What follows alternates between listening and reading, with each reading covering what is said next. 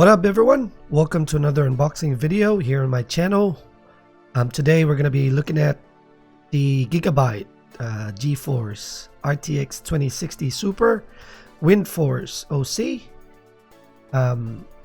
Recently I made a video, an unboxing video of the first 2060 Super that I bought, which was the EVGA SC Ultra. Now that didn't go well because if you try to check that video out, which is on the link below, the box came with the seal broken, and then when I tried to open the box, it looked like that it had already been taken out and most likely been tested already, because the packaging wasn't how it should be, and the plastic that was covering the card itself was already peeled off or taken off. Now I did try that card out just to make sure, or try to see if it was working fine, because I didn't mind much if it was in an open box. But it had a really bad coil whine. I had to return it, and the shop that I bought it from ran out of stock, so I had to get a different one. So this time I got the Gigabyte version of the RTX 2060 Super. Now I really wanted the EVGA one, and I was also looking at the Asus Dual Evo, the bulky one.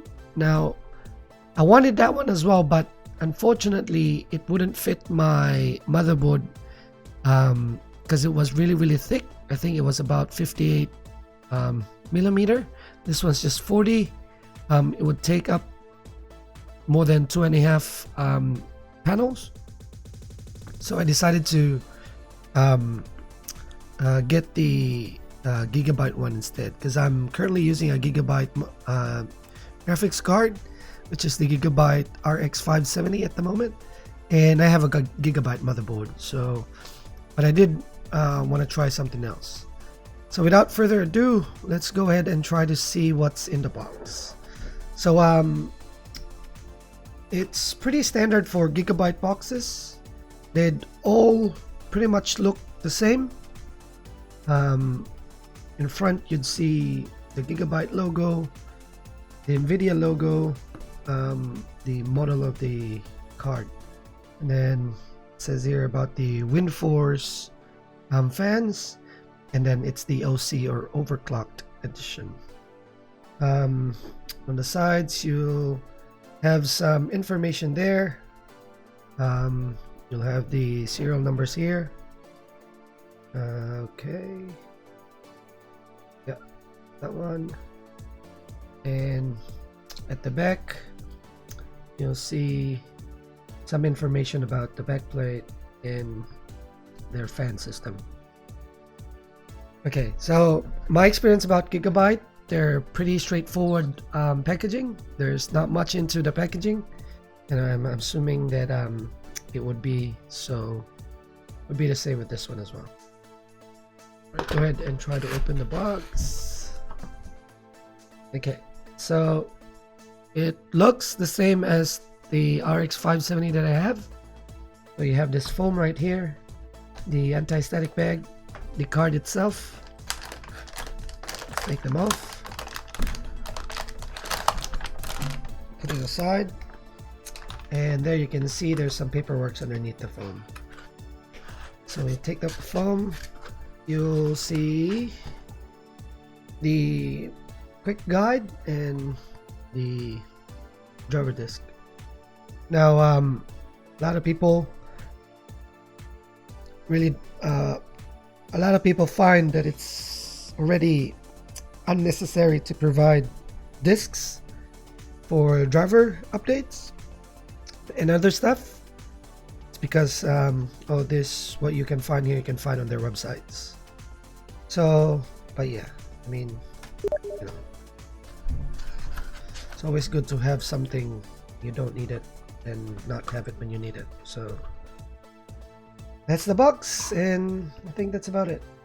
So we'll have a look at the card itself. Let's take this, put it there, and yeah, so you have the seal right here, and we'll just go ahead and open it.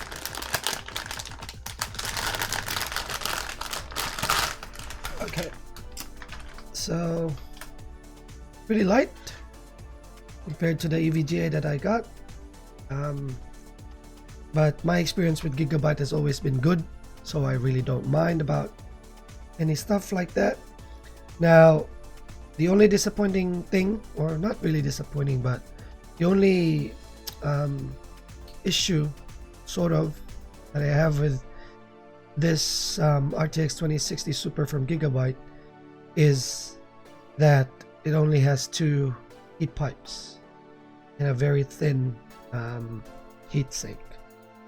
Now, I've seen some videos that this card could go up to 80 plus the lower end of the 80s on the temperature, but I've also read that Gigabyte has kept this, or it has a cap of 83 degrees Celsius temperature. So I'm gonna go ahead and try it out. My RX 570, it has a 3 heat pipe, and I only get rarely over 70 degrees Celsius. My case has a very good airflow in it. It has 5 fans, 6 including the CPU fan. So yeah, and it has a really I think it's somewhere around 40 with the case temperature. So yeah, so this is how it looks. The backplate is plastic, by the way. Now, I've also read that they've released a Rev 2.0 for this version. The one that I have right now is the Rev 1. I know it's the Rev 1 because I can see the screws on the heat pipe right in the middle.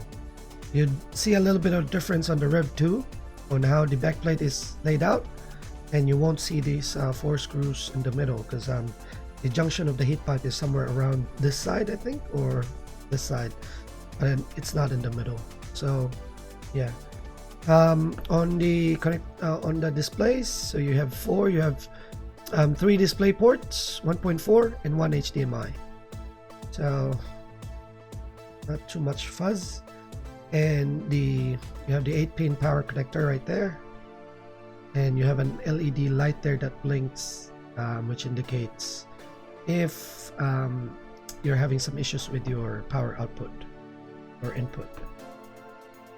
So yeah, nothing much to it. I hope that you like the video. If you have any comments or questions about the card, give me about a week of testing it out on my system. I'm running a Ryzen 5 2600, by the way, on a B450 DS3H motherboard. It's a micro ATX one. It's a small one, and 16 gig of RAM. So nothing special really. I don't have any air cooler. I'm just using the stock cooler with my CPU, and I'm gonna run it with this one. So I think the Ryzen 5 2600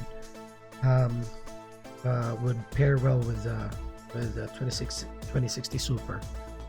So yeah, don't forget to like and subscribe. Drop any comments or suggestions. I have a Facebook page as well. Just go Wadab Streams on Facebook. That's WADAB, Wadab Streams with a Z. And then see some gameplay there. I'm gonna be providing some streaming using this card.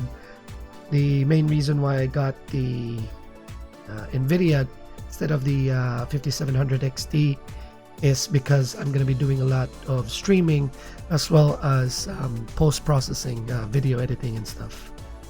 So yeah, I hope that you enjoyed the video, and see you next time. Thank you. Bye.